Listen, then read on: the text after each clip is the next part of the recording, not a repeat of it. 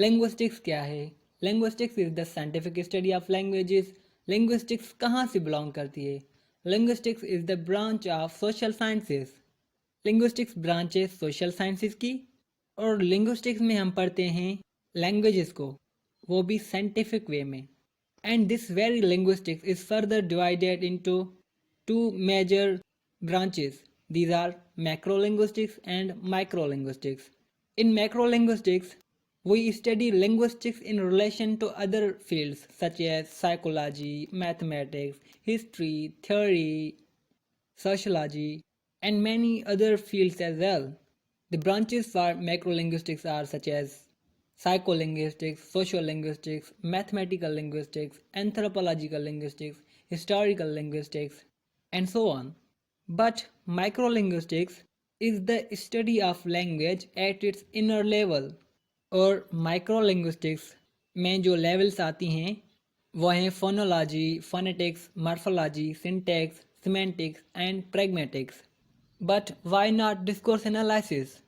Because discourse analysis is sometimes included in macrolinguistics, sometimes included in microlinguistics. So it is at a neutral level.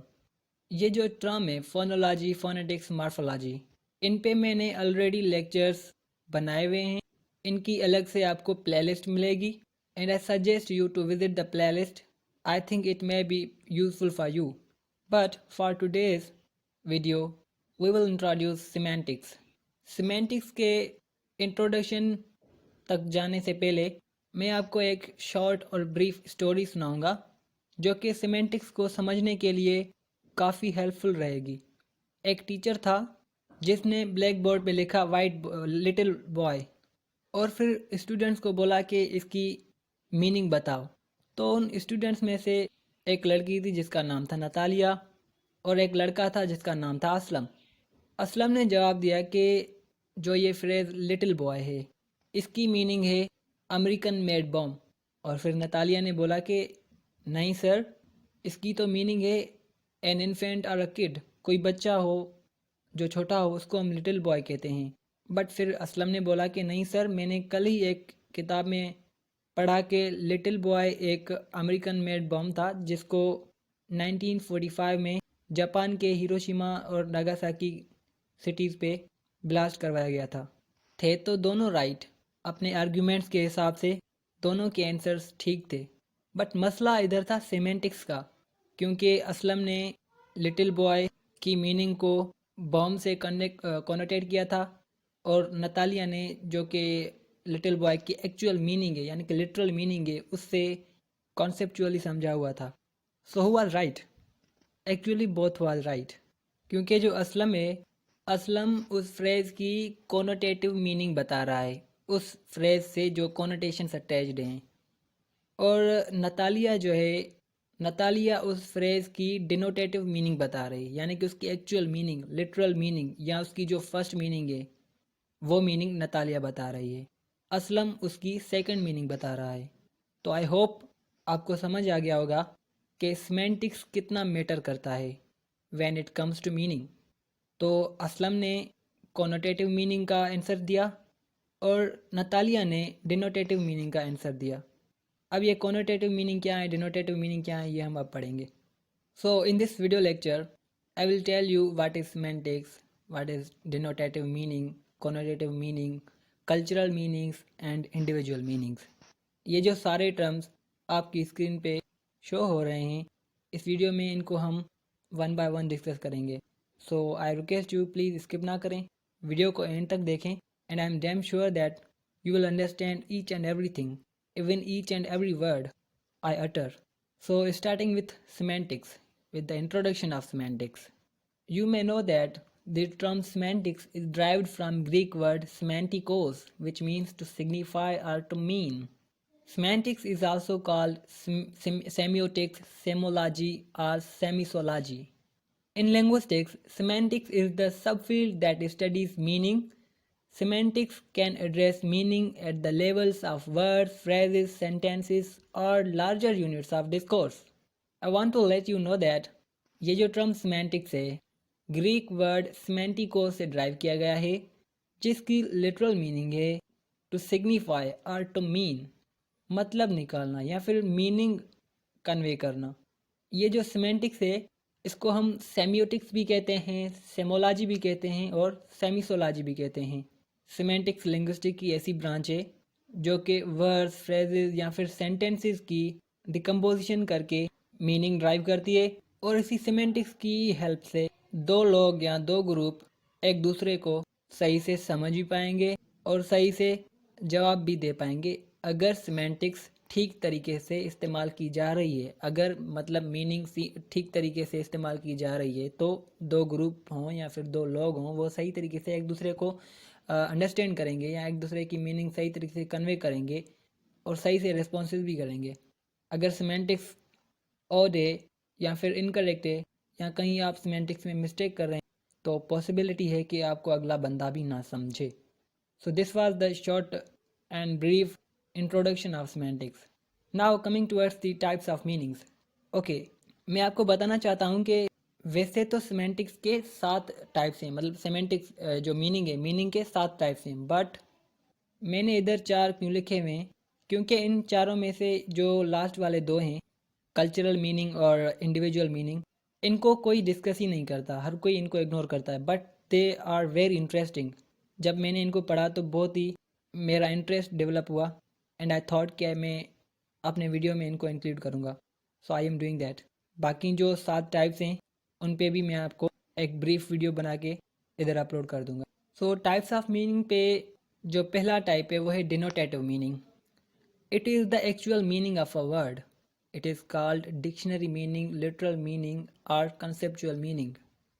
Example is dog, a four-legged animal kept as a pet. ये जो denotative meaning है word की पहली meaning है, यानी कि कोई भी वर्ड आप किसी के भी मुंह से सुने और उस वर्ड के लिए आपके माइंड में जो पहली मीनिंग आए वो डिनोटेटिव मीनिंग होती है।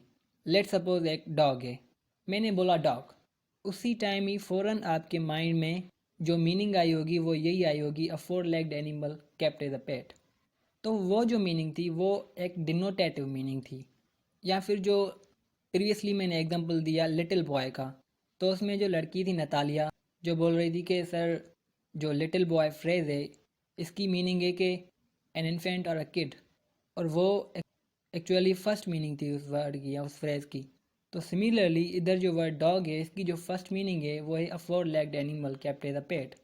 कहीं पे भी आप सुनेंगे डॉग तो आपको पहली मीनिंग यही आएगी। अगर आप कैट का सुनेंगे तो जो पहली मीनिंग आपके माइंड में क्लिक करेगी वो उसकी डेनोटेटिव मीनिंग होगी। चेयर का सुनेंगे आपको एक जो पहली मीनिंग आपके माइंड में क्लिक करेगी वो है उसकी डेनोटेटिव मीनिंग होगी।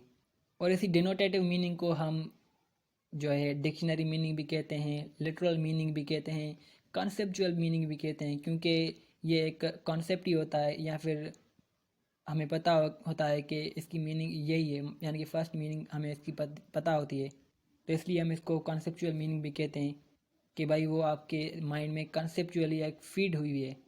सो यह है डिनोटेटिव मीनिंग। दूसरे पे जो है टाइप वो है कोनोटेटिव मीनिंग। डिनोटेटिव मीनिंग और कोनोटेटिव मीनिंग को वाइडली एक दूसरे की अपोजिशन में डिस्कस किया जाता है। कोनोटेटिव मीनिंग जो है वो डिनोटेटिव मीनिंग के बरकस है। It is a type of meaning that is attached to a word for various purposes. एक वर्ड है, उस वर्ड से आप कोई भी अपनी मीनिंग अटैच कर दें तो वो उसकी कोनोटेटिव मीनिंग होती है। इसको एसोसिएटिव मीनिंग भी कहा जाता है। इसका एग्जांपल अगर देखें तो एक सेंटेंस है, let's suppose you are a dog. इधर जो डॉग है इसकी मीनिंग है a word contain abusive meaning. इधर जो वर्ड डॉग है इसकी मीनिंग एब्यूसिव मीनिंग है, मतलब कि किसी को एब्यूज़ करने के लिए या फिर किसी को गाली देने के लिए इस्तेमाल हो रहा है। ये सेकंड मीनिंग है। अब जिसको आप बोल रहे हैं यू आर अ डॉग, वो एक्चुअल में डॉग तो नहीं है ना, उसको मतलब कि 4 टांगे तो नहीं है ना, या फिर उसको कोई भी घर में एज अ पेट तो नहीं रख रहा ना। आप उसको एक गाली दे रहे हैं, आप उसको एब्यूज़ कर रहे हैं कि भाई तू कुत्ता है।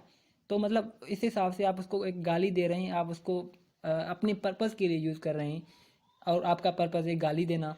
तो एब्यूसिव मीनिंग को कन्वे करने के लिए आप इस वर्ड को यूज़ कर रहे हैं। तो इधर ये जो वर्ड डॉग है इसकी जो मीनिंग है वो कोनोटेटिव मीनिंग है।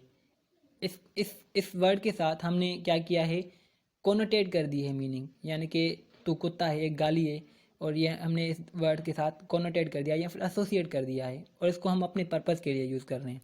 So this is connotative meaning. और इस तरीके से आपको बहुत सारे एग्जांपल और भी मिल सकते हैं, जैसे कि यू आर अ बिच, अब तू कुत्ती है। एक्चुअली वो कुत्ती तो नहीं होती ना, बट हम सिर्फ और सिर्फ उसको अपने एब्यूजिव पर्पज़ के लिए यूज़ करते हैं। थर्ड पे है cultural meaning, the meaning which differ from culture to culture. एक वर्ड है, उसकी एक कल्चर में डिफरेंट मीनिंग है और दूसरे कल्चर में डिफरेंट मीनिंग है, तो उस सिचुएशन में उस मीनिंग को हम कल्चरल मीनिंग कहेंगे, क्योंकि वर्ड तो सेम है लेकिन उसकी मीनिंग वेरी कर रही है। Let's take an example of word cow and implement it on Indian culture and Pakistani culture. अब आपने वर्ड काउ तो सुना ही होगा, अब हम इसको इम्प्लीमेंट करते हैं पाकिस्तानी कल्चर और इंडियन कल्चर पे।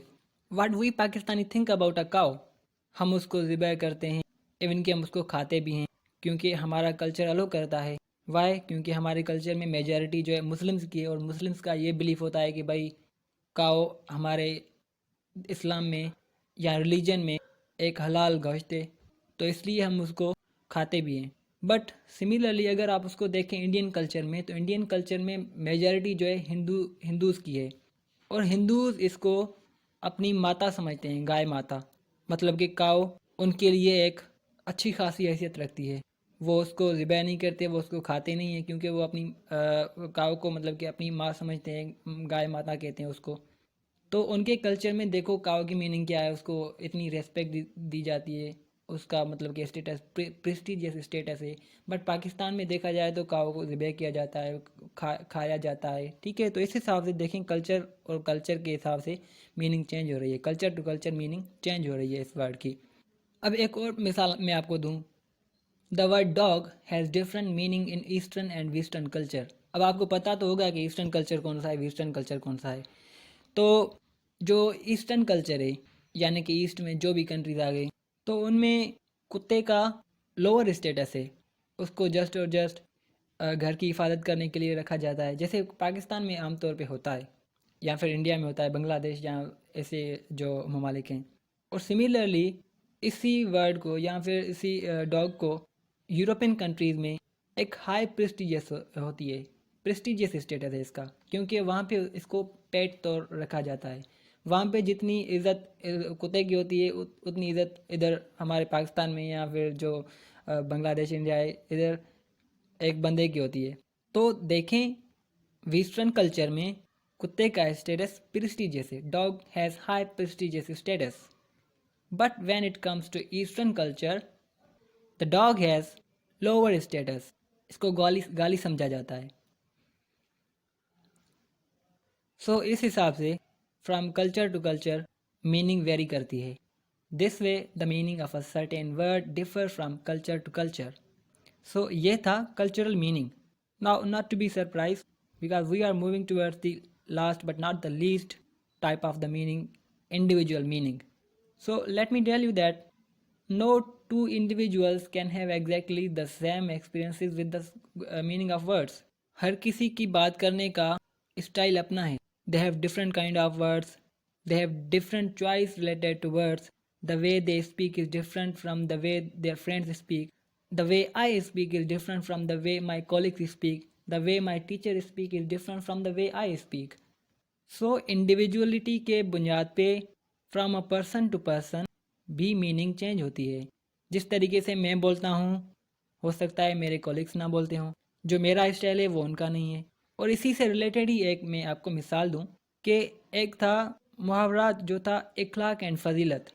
एक्चुअली ये हम फ्रेंड्स का कुछ ग्रुप ही था, हम ही इसको यूज़ करते थे आपस में।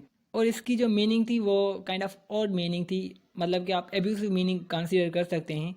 इखलाक एंड फजीलत, किसी को अगर गाली देनी होती थी तो हम इसको यूज़ कर देते कि भाई इखलाक एंड फजीलत इसका अच्छा है, ये है वो है। तो यही होता था कि वो चीज़ हम फ्रेंड्स ही समझ जाते थे, या फिर जो हम फ्रेंड्स का ग्रुप होता था वही हम समझ जाते थे। तो कोई दूसरा बंदा या कोई और ग्रुप उसको नहीं समझता था। तो वो भी एक इंडिविजुअल मीनिंग थी, यानी कि हमारे ग्रुप तक ही लिमिटेड थी, मतलब हमारा ग्रुप ही उसको समझता था। तो इसलिए अगर मेरे पास कोई कोड वर्ड्स हैं तो वो मैं ही समझ सकता हूँ। So in this way, meaning changes from a person to person, meaning changes from culture to culture. ये हो गए 4 मीनिंग के टाइप भी. Now we are stumbled at the revision of key points. मैं आपको थोड़ा सा ब्रीफ रिव्यू दूंगा कि हमने क्या क्या पढ़ा. हमने पढ़ा कि semantics studies the meaning. Semantics meaning study करता है. हमने ये भी पढ़ा कि जो इंडिविजुअल मीनिंग है, individual meaning is the meaning limited to a person और अ ग्रुप, जो अभी अभी हमने पढ़ा. और जो मीनिंग है, meaning that differ culturally is called cultural meaning. Culture to culture meaning में डिफरेंस आए तो वो कल्चरल मीनिंग है. Denotative meaning is the first meaning of a word. Word की फर्स्ट मीनिंग को हम डिनोटेटिव मीनिंग कहते हैं. Association of meaning with a word is called associative meaning और कोनोटेटिव मीनिंग. वर्ड्स के साथ आप अपनी कोनोटेशंस दे दें, आप अपनी एसोसिएशंस दे दें, तो उनको हम कोनोटेटिव मीनिंग कहते हैं, so called associative meaning. So I hope this brief revision have helped you to recall what we studied. So still, if you have any question, you can comment in section below the title and I will respond you as soon as possible. और मैं आपको ये भी कहना चाहूँगा कि playlist ज़रूर visit करें, क्योंकि लिंग्विस्टिक्स के हिसाब से बहुत सारे वीडियोस आपको वहाँ पे भी मिलेंगे. फोनेटिक्स, फोनोलॉजी, मॉर्फोलॉजी पे अलग से मेरी प्लेलिस्ट बनी हुई हैं. सिंटेक्स पे मैंने काम किया हुआ है और भी बहुत सारी चीज़ें में भी आपको हेल्प करें.